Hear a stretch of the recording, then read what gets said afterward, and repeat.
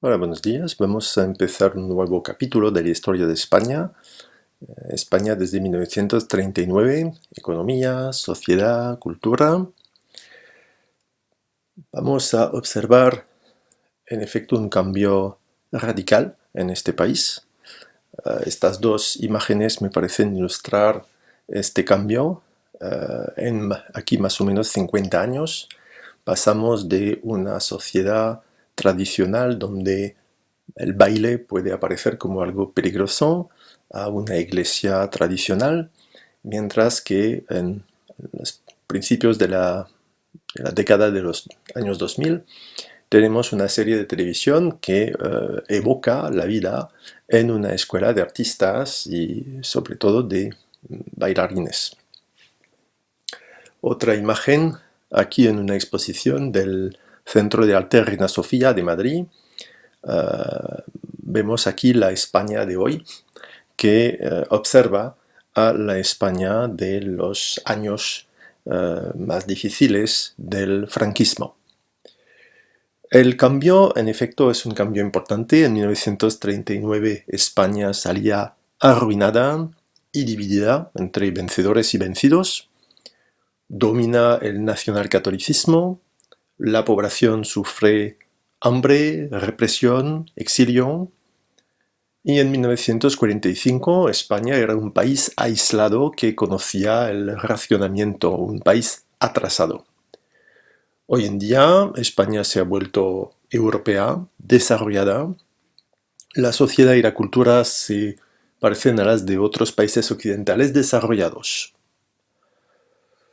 La pregunta entonces es la siguiente. ¿Cómo se produjo esta metamorfosis? ¿Hubo un milagro español? Contestaremos en dos partes, mostrando primero cómo evolucionó el país a nivel económico, social y cultural durante la dictadura franquista. Es algo que vamos a hacer en tres etapas. Vamos a destacar etapas en la evolución de España durante el franquismo, tres etapas. Y en una segunda parte vamos a describir la economía desarrollada, la sociedad moderna y la cultura plural que España alcanzó en los últimos 30 años. Empezamos pues por la primera etapa, la España franquista, de la autarquía a la sociedad de consumo, pues entre 1939 y 1975. Y hoy en día empezamos con el periodo de los años 40 que llamamos la posguerra. El periodo entonces que sigue la guerra, el periodo que sufre las consecuencias de la guerra. Para definir este periodo a nivel económico, vamos a utilizar este gráfico. Este gráfico presenta la evolución del Producto Interno Bruto per cápita entre 1939 y 1973 en España.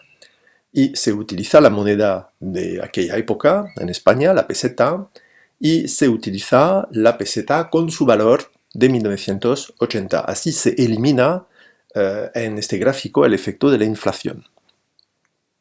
El Producto Interno Bruto, ya lo sabéis, es la riqueza producida dentro de un país en un año, y para evaluar el nivel de desarrollo, la potencia económica de un país, se divide por el número de habitantes. Bueno, lo que observamos aquí, me parece, son tres etapas. Una primera etapa de estancamiento del Producto Interno Bruto, casi no evoluciona. Es lo que pasa entre 1939 y más o menos 1950. Se observa que a partir de 1950 hasta 1959 tenemos un momento de aumento del Producto Interno Bruto, de crecimiento entonces de la economía. Y por fin tenemos un periodo que empieza con un breve estancamiento, pero que se caracteriza por un aumento rápido del Producto Interno Bruto. Tenemos aquí pues tres momentos de la evolución económica, lo que llamamos la posguerra autárquica, una primera apertura económica y el periodo de los años 60 y principios de los años 70, que se llama el desarrollismo. Es el gran momento del desarrollo de la economía española y por eso a veces se habla de milagro español. Pero nosotros vamos a evocar el primer periodo, la posguerra autárquica. Y vamos a hablar de economía primero, explicando lo que es la autarquía y observando la pobreza que sufre España en aquella época. Podemos empezar leyendo la propaganda franquista. ¿Cómo define la autarquía? Pues dice, la mejor patata y la más barata, la de tu huerta, el mejor zapato y el más barato, el de tu vecino zapatero, el mejor mármol y el más barato, el ladrillo de la fábrica de tu aldea, el mejor periódico, el de tu villa, el mejor aire, la mejor agua, la más hermosa vista, son las de tu ciudad. Cuando tu zapatero trabaja, puede montar bien utillada zapatería, tener a los de tu aldea de maestros oficiales y aprendices, comprar tus cueros, tus tejidos, tus cerdas y amontonar en el banco de tu ciudad sus dineros. He aquí que tu villa vale por rica en dineros y en ciencia, suma de aldeas, igual pueblo, nación, pero autarquía es riqueza y ciencia, nunca avaricia. Bueno, aquí divisamos la propaganda que explica que hay que desarrollar la economía española, hay que comprar productos españoles, hay que dar trabajo a vecinos españoles, pero eso no explica muy bien lo que es la autarquía, sino que parece ser la utilización de las riquezas del país. Dice es riqueza y ciencia nunca avaricia, pues porque el objetivo de la autarquía es evitar las importaciones, es utilizar los productos del país. ¿Es posible esto para un país europeo en el siglo XX? Bueno, el general Franco parece pensarlo, cuando dice en 1939 que España es un país privilegiado que puede bastarse a sí mismo. Tenemos todo lo que nos hace falta para vivir y nuestra producción es lo suficientemente abundante para asegurar nuestra propia subsistencia. No tenemos necesidad de importar nada. España no realizará íntegramente su revolución más que volviendo a ser fiel a sí misma, más que volviendo a encontrar el orgullo de su ser, más que haciendo de su espíritu una realidad que le permita nuevamente elevarse por encima del resto del mundo. Bueno, la segunda parte del párrafo es pura propaganda, pero la primera es interesante. En la idea de Franco, España puede funcionar, puede producir sin importar. Y el problema es que en realidad es algo completamente falso. España en aquel momento no puede evitar las importaciones. Sin embargo, tenemos carteles que llaman a comprar productos españoles para dar trabajo a los españoles. Esto es la propaganda, la realidad es diferente. La realidad es esta. La realidad de España en los años 40 es el racionamiento. Es el racionamiento, vemos aquí lo que significa de forma concreta con una cola de clientes en una panadería. El racionamiento es que para comprar productos los españoles necesitan una cartilla de racionamiento y también tener cupones de racionamiento. El sistema es que cada vez que alguien compra algo, aquí por ejemplo tenemos cupones de pan, pues cuando se compra pan hace falta dar un cupón al comerciante eh, porque el sistema del racionamiento es limitar el consumo de la población. Tenemos aquí otra forma de cartilla que se utiliza en una panadería, pues cada vez que el cliente, la clienta aquí compra un cuarto de kilo de pan, el comerciante hace un hueco en su cartilla. Es lo mismo para productos alimentarios, pero también otros productos como el tabaco, por ejemplo. Aquí tenemos una tarjeta, una cartilla de fumador, una tarjeta de fumador, algo reservado para los hombres, ya que se considera que solo los hombres fuman. Entonces, cada vez que compra tabaco, tiene que dar un cupón al comerciante. Aquí vemos ejemplos de estos productos racionados y lo que una persona puede comprar cada mes en 1944. Podéis notar que las cantidades no son enormes para una semana. 400 gramos de arroz, 150 gramos de garbanzos, bueno, 100 gramos de patatas no es mucho. No es mucho. Lo interesante también aquí es que vemos que se come sobre todo elementos vegetales. Aquí no se trata de carne, no hay carne. El problema es que tenemos pues cantidades limitadas porque la realidad es que España falta de productos básicos y por eso es necesario limitar el consumo de la población. La consecuencia de estos productos escasos es que los precios aumentan. Tenemos una inflación bastante importante. Aquí la referencia es 1936, pues el principio de la guerra civil, índice 100. Podemos ver así que, por ejemplo, el precio oficial de las patatas se multiplicó por 4, aquí en menos de 10 años. Vemos que el precio de los garbanzos, del arroz, del aceite, del pan se multiplican por 2 o un poco más de 2. Pero podéis ver también la presencia de precios diferentes, más altos, que son los precios del mercado negro. En efecto, ya que se limita el consumo de la población de forma oficial, pagando más, los que tienen dinero pueden comprar absolutamente lo que quieren. Y por eso tenemos efectivamente precios de mercado negro más alto.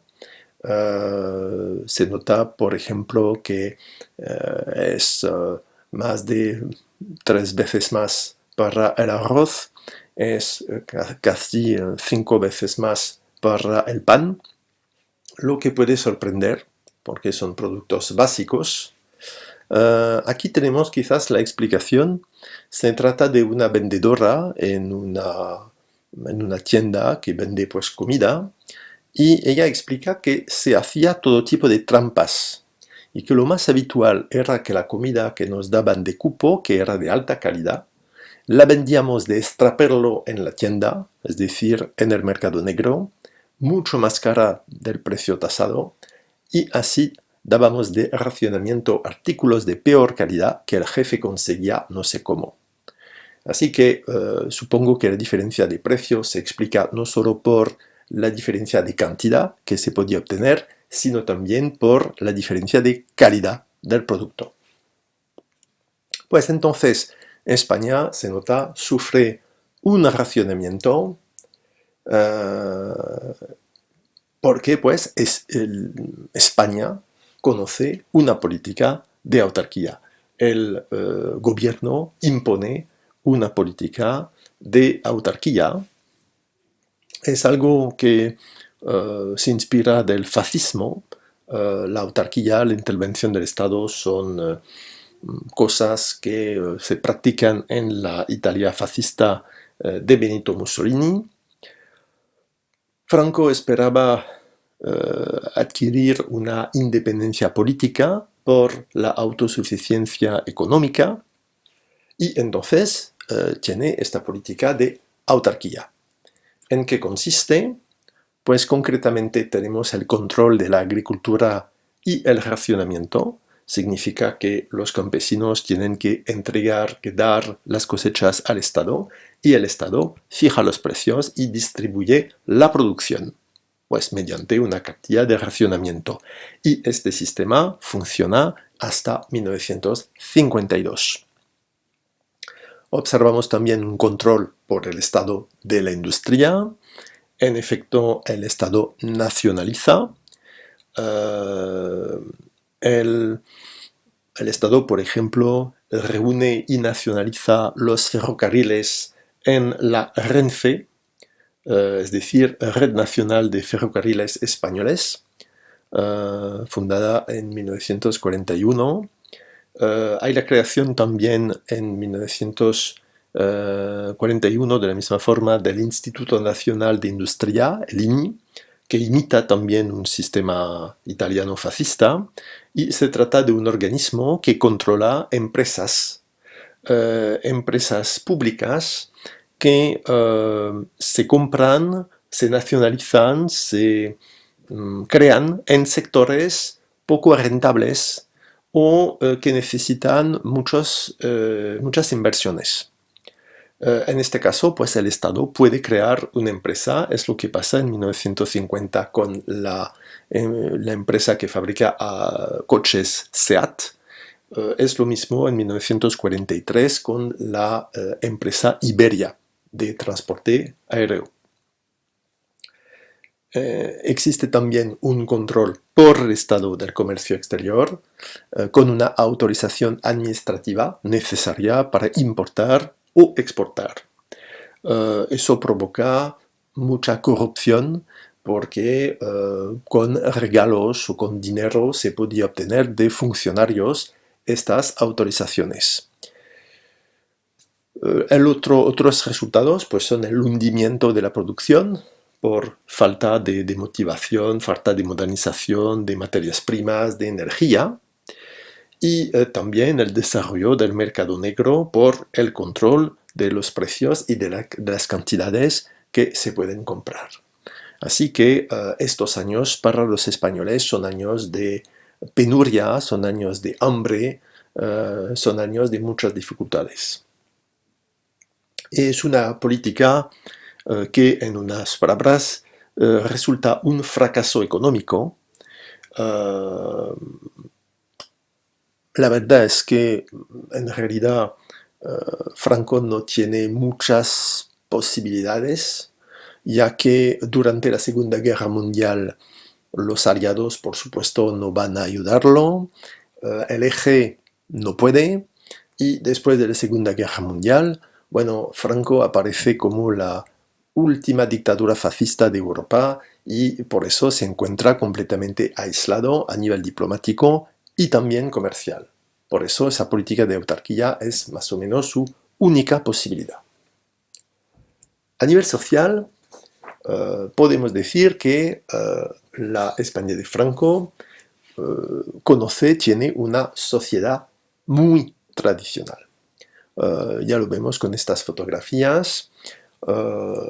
En España tenemos una presencia muy importante de la Iglesia, una Iglesia que, ya lo sabéis, respaldó el golpe de Estado y también apoya a la dictadura de Franco.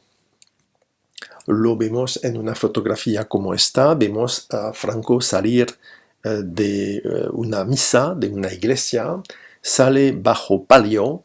El palio es un elemento que indica algo sagrado. El personaje o el objeto que sale de la iglesia bajo palio o que circula bajo palio es algo sagrado. Entonces presentan así a Franco como el caudillo, como el jefe designado por Dios un jefe que además ha ganado la cruzada contra el comunismo, como lo dijo la Iglesia. Esta Iglesia puede imponer una moral católica estricta. Las ceremonias religiosas marcan el ritmo de la vida, el divorcio se prohíbe, así como el aborto, además penalizado. Tenemos una moral muy puritana, es decir, que se debe ocultar el cuerpo. Uh, Aquí tenemos, por ejemplo, una octavilla a propósito de los bailes modernos, donde los que bailan se tocan y se presenta como un peligro, como lo que envía directamente al infierno. Pues entonces una moral estricta. Tenemos también una división estricta de funciones según el sexo, el hombre para el trabajo y la guerra, la mujer para el hogar y la familia, con una inferioridad jurídica de la mujer. La mujer necesita una autorización del marido para trabajar, para abrir una cuenta bancaria, para firmar un contrato. Es una mujer que aquí explica a su manera esta inferioridad jurídica. Se trata de Pilar Primo de Rivera, es la hermana de José Antonio Primo de Rivera y ella dice que las mujeres nunca descubren nada, que les falta desde luego el talento creador reservado por Dios para inteligencias varoniles. Nosotras no podemos hacer más que interpretar, mejor o peor, lo que los hombres nos han hecho. Y abajo pues vemos una fotografía de lo que aprenden las chicas en las escuelas españolas de aquella época aquí a coser. Para las mujeres el Partido Único ha creado organizaciones y también una revista. Pues aquí tenemos la revista falangista destinada a las mujeres en uniforme, por supuesto, uniforme de falangistas, uniforme de enfermeras. El papel de la mujer, pues, es sobre todo en aquella época el de esposa. A lo mejor ya habéis utilizado estas imágenes en español, así que no voy a insistir, pero eso resume bastante bien el ambiente. Son consejos para las mujeres y se dice, por ejemplo, no te quejes, no los satures con problemas insignificantes.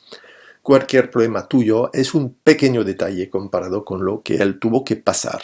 Pues esto resume otra vez esta inferioridad. Ya que estamos en una sociedad tradicional, una sociedad controlada por la moral católica, ya que tenemos también un principio de obediencia a los superiores jerárquicos, ya que estamos en un sistema en el que se dice a la gente lo que tiene que hacer. Aquí tenemos un texto que es bastante impresionante porque es un libro de economía doméstica para bachillerato y magisterio, entonces es para pasar exámenes. Es una publicación de la sección femenina de Falange Española Tradicionalista, entonces del Partido Único, a finales de los años 50. Y me parece interesante porque describe todo lo que la mujer tiene que hacer entre el momento en el que su marido regresa a casa por la tarde y el momento de dormir. Y lo vais a ver, todos los momentos, todos los detalles están previstos. Minimiza cualquier ruido.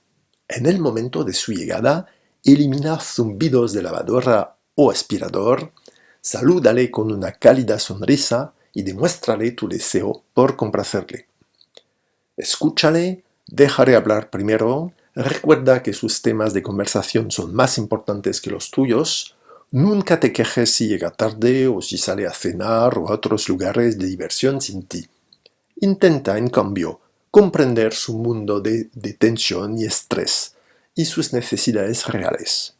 Haz que se sienta a gusto, que repose en un sillón cómodo o que se acueste en la recámara. Ten preparada una bebida fría o caliente para él. No le pidas explicaciones acerca de sus acciones o cuestiones su juicio o integridad. recuerda que es el amo de la casa. Una vez que ambos os hayáis retirado a la habitación, prepárate para la cama lo antes posible, teniendo en cuenta que, aunque la higiene femenina es de máxima importancia, tu marido no quiere esperar para ir al baño. Recuerda que debes tener un aspecto inmejorable a la hora de ir a la cama. Si debes aplicarte crema facial o rulos para el cabello, espera hasta que él está dormido, ya que eso podría resultar chocante para un hombre a última hora de la noche. En cuanto respecta a la posibilidad de relaciones íntimas con tu marido, es importante recordar tus obligaciones matrimoniales. Si él siente la necesidad de dormir, que sea así. No le presiones o estimules la intimidad. Si tu marido sugiere la unión, entonces accede humildemente, teniendo siempre en cuenta que su satisfacción es más importante que la de una mujer. Cuando alcance el momento culminante, un pequeño gemido por tu parte es suficiente para indicar cualquier goce que has podido experimentar. Es posible que tu marido caiga entonces en un sueño profundo, así que acomódate la ropa, refréscate y aplícate crema facial para la noche y tus productos para el cabello. Puedes entonces ajustar el despertador para levantarte un poco antes que él por la mañana. Esto te permitirá tener lista una taza de té para cuando despierte. Bueno, lo sé, es algo que da pena creer, sobre todo para las chicas que están escuchando esta lección. La presento para dar una idea de lo enorme que es el cambio a nivel social en España y que es el cambio para las mujeres, que aquí aparecen como más o menos las domésticas de su marido. Otro aspecto de esta vida, de esta sociedad, estamos en un mundo muy rural. España es un país que aparece atrasado, esencialmente agrario. Tenemos una gran mayoría de la población rural y urbana con un bajísimo nivel de renta.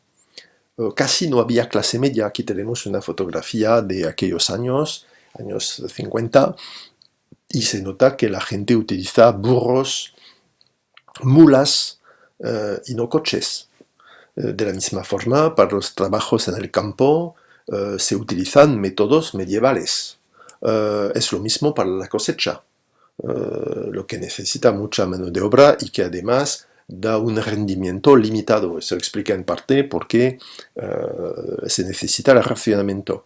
En cuanto a la pobreza y la pobreza urbana, aquí tenemos una fotografía famosa de un hombre con sus 3 hijos bajo la lluvia y se nota la miseria profunda que está presente en aquellos años.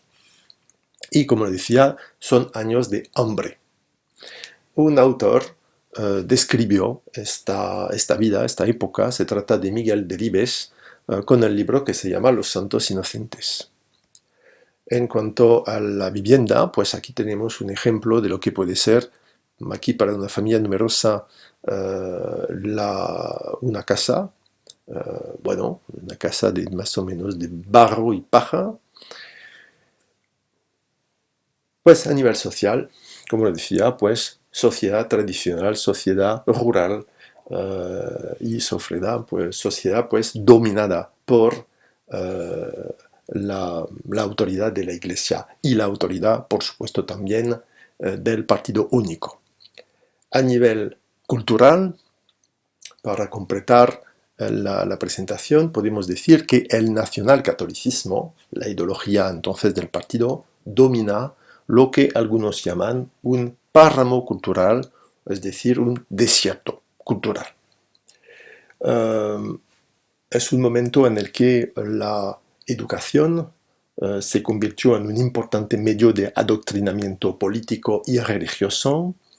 La enseñanza primaria y secundaria son controladas por la Iglesia, la enseñanza mixta está prohibida y se impone la religión y la formación del espíritu nacional.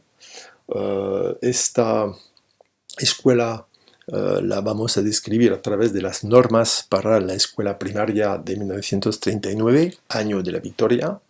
Se dice que el oprobio, es decir, la vergüenza de una escuela laica ha terminado. La escuela tiene que recoger el ambiente heroico de las juventudes guiadas por el caudillo. Entonces, ahora tenemos una escuela religiosa y además se evoca la presencia del caudillo de Franco. Primera, la reposición del Santo Crucifijo marcará la apertura del curso, pues educación católica. Además del retrato del caudillo, habrá en la clase una imagen de la Virgen. Bueno, entonces, doble aspecto, endoctrinamiento político y presencia de la religión. Tercera, el mes de María se celebrará ante su imagen y según ha indicado el excelentísimo y reverendísimo administrador apostólico de esta diócesis recientemente. Cuarta, a la entrada de la escuela, los niños saludarán con el tradicional Ave María Purísima, siendo contestados por el maestro, sin pecado concebida. Bueno, tenéis que imaginar al entrar en mi clase, decirme en vez de hola, Ave María Purísima, y yo tendría que responder sin pecado concebida. Sexta, la ceremonia de colocar la bandera antes de empezar las clases y arriarla al terminar mientras se entona el himno nacional es obligatoria para todas las escuelas. Entonces, por la mañana se alza la bandera cantando el himno nacional y por la tarde, a finales de clase, se arria la bandera y se canta también el himno nacional. Aquí tenemos una imagen, una fotografía de estas clases. Pues es una clase de chico, ya que no tenemos escuela mixta. Observamos la presencia del crucifijo, de una fotografía de Franco y también de una imagen de José Antonio Primo de Rivera, fundador del Partido Único de Falange Española. Estamos entonces en una sociedad y una cultura, sobre todo dominada por la religión y por el Partido Único. Es, por supuesto, un periodo de rígida censura. La censura lo controla todo. Guiones de películas, obras de teatro, libros, prensa. Hay que pasar por una comisión de censores que vigila el contenido. Y el contenido no puede oponerse a los principios del movimiento nacional o a la moral cristiana. Un buen ejemplo es lo que pasa con los carteles. Los carteles de películas. Aquí tenemos, por ejemplo, una película de Estados Unidos a la izquierda y al parecer la falda y el escote de esta actriz aparece algo absolutamente inmoral y por eso se modifica en la versión española y pues, tenemos entonces aquí claramente la censura y a veces hasta no parece suficiente este cambio y se cubrió completamente el escote de Rita Hayworth. Otro ejemplo, se adapta un TVO italiano que se llama Pantera Bionda, pero por supuesto no se conserva el vestido, o mejor la ausencia de vestidos de la heroína, y entonces fue censurado. En la versión española observamos que la mujer lleva mucho más vestidos. La cultura entonces tiene que someterse a las normas ideológicas de la dictadura. La libertad creativa, bueno, casi no existe. Por eso se habla de un desierto cultural y artistas también van a conocer un exilio interior, es decir, que viven en España y no publican sus obras, porque saben que la censura no las va a aceptar. Además, tenemos una vida, como decía, dominada por una vida completamente, está en los gestos más simples, completamente dominada por este control.